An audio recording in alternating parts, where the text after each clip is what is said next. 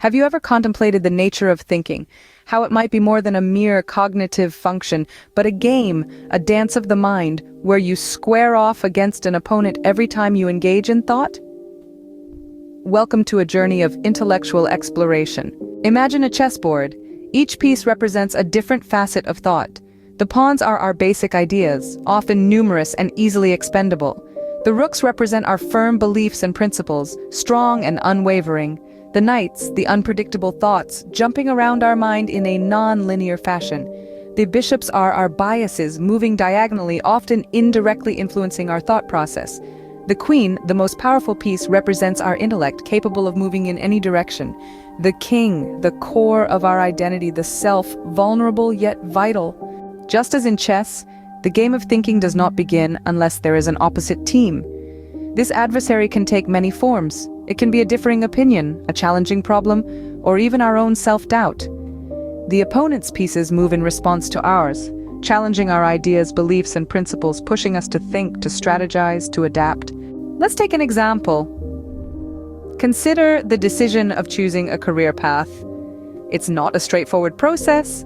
It's a game of thinking, where you're playing against societal expectations, personal interests, financial considerations, and future uncertainties.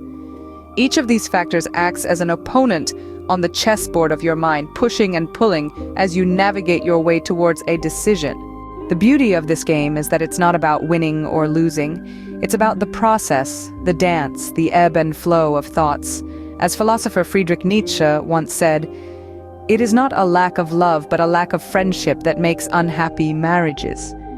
Similarly, it is not a lack of answers, but a lack of questions that makes unfulfilled thinkers.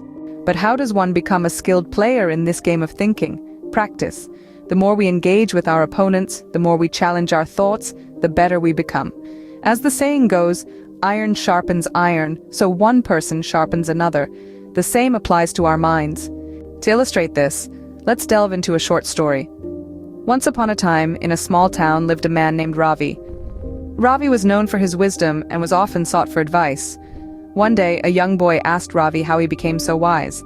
Ravi smiled and said, "I see every thought as a game.